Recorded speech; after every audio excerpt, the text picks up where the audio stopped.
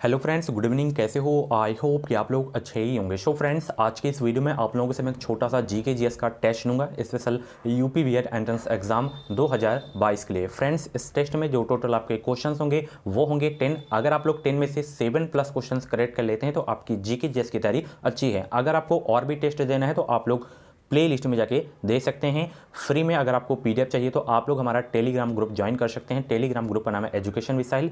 Video के description box में link दे दिया हूं, तो आप लोग डायरेक्ट ज्वाइन होकर फ्री में आप लोग पीडीएफ डाउनलोड कर सकते हैं। तो चलिए इस टेस्ट को स्टार्ट करते हैं। सबसे पहला क्वेश्चन आपकी स्क्रीन पे है कि राष्ट्रीय विकास परिषद एनडीसी की स्थापना कब की गई थी।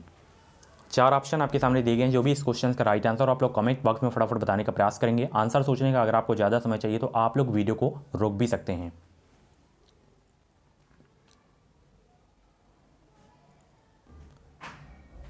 तो एनडीसी की जो स्थापना की गई थी 1952 में की गई थी। ऑप्शन इसका जो है बी करेक्ट होगा इस क्वेश्चन का राइट आंसर। अक्सर एग्जाम में एनडीसी का फुल फॉर्म पूछा जाता है, तो एनडीसी का जो फुल फॉर्म होता है नेशनल डेवलपमेंट काउंसिल। एक बार फिर से सुन लीजिए, नेशनल डेवलपमेंट काउंसिल। ओके, चलिए अगले प्रश्न आप देख सकते हैं। 11 दिसंबर 1946 को किसे संविधान सभा का स्थायी अध्यक्ष चुना गया, ये आपको बताना है। सभी लोग दूसरा का राइट आंसर बताने का प्रयास करेंगे। 11 दिसंबर 1946 को किसे संविधान सभा का स्थायी अध्यक्ष चुना गया।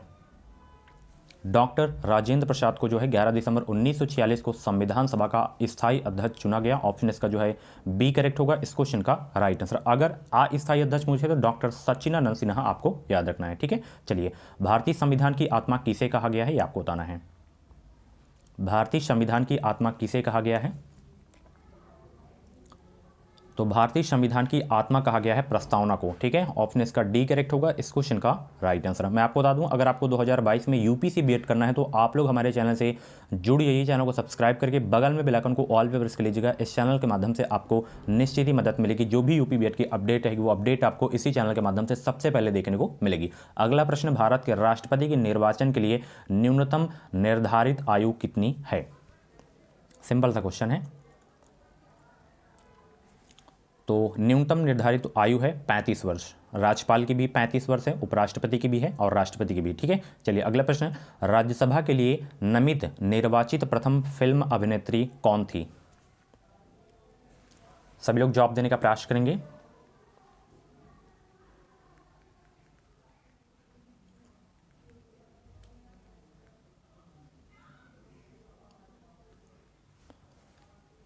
राज्यसभा के लिए नामित निर्वाचित प्रथम फिल्म अभिनेत्री कौन थी? नरगिस दत्त। ऑप्शन इसका जो है ए करेक्ट होगा इस क्वेश्चन का राइट आंसर।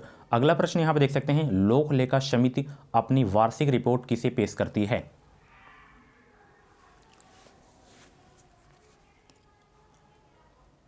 लोक लेखा समिति अपनी वार्षिक रिपोर्ट किसे पेश करती है? लोकसभा को। ऑप्शन इसका डी करेक्ट होगा इस क्वेश्चन का राइट आंसर। अगला प्रश्न यहां पे देख सकते हैं, वाहन चालन हेतु पश्च दृश्य दर्पण होता है कौन सा? बहुत एग्जाम में पूछा जाता है ये वाला। जो साइड में मिरर लगा होता है उसमें कौन सा दर्पण होता है? तो उसमें होता है उत्तल दर्पण। ऑप्शन इसका जो है सी करेक्ट होगा इस क्वेश्चन का राइट आंसर। लोहे पर जंग लगना किसका एक उदाहरण है, ये आपको बताना है।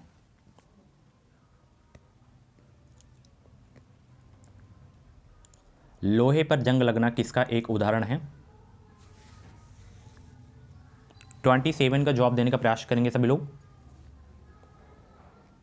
आंसर सोचने का अगर आपको ज़्यादा समय चाहिए तो आप लोग वीडियो को रोक भी सकते हैं।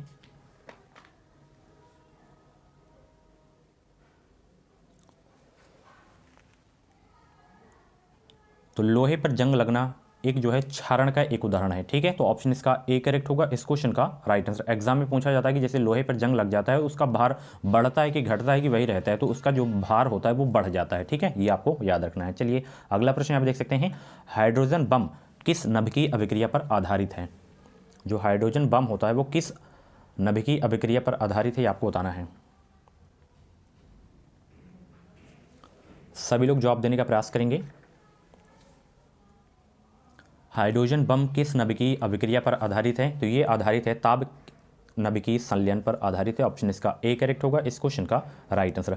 अगला प्रश्न जो कि इस वीडियो का लास्ट प्रश्न है कि विटामिन सी की कमी के कारण कौन सी बीमारी होती है? सभी को पता होगा विटामिन सी की कमी के कारण जो है कौन सी बीमारी होती है? स्कर्वी। ऑप्शन इसका सी वाला करेक्ट होगा इस क्वेश्चन का राइट आंसर। विटामिन ए की कमी से रतौंधी होती है, विटामिन बी की कमी से बेरी बेरी होती है।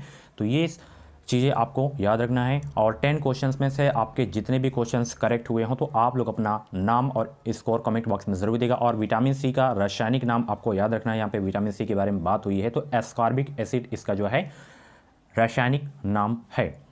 ओके, सबसे ज़्यादा आंवला में पाया जाता है vitamin C. Okay, so friends, ऐसी ही वीडियोस देखने के लिए आप लोग हमारे चैनल से जुड़े रहें। चैनल को सब्सक्राइब करके बगल में बेल आइकन को ऑल पे प्रेस कर लीजिएगा। इस चैनल के माध्यम से जो भी यूपी बेट की अपडेट रहेगी वो अपडेट आपको इसी चैनल के माध्यम से सबसे पहले देखने को मिलेगी। क्रैश कोर्स वगैरह परचेज करना है तो वीडियो के डिस्क्रिप्शन बॉक्स में लिंक दे दिया हूँ, तो आप लोग डायरेक्ट जाके परचेज कर सकते हैं। बेहतरीन आप लोग बीएड एंट्रेंस एग्जाम की तैयारी कर सकते हैं। Thank you.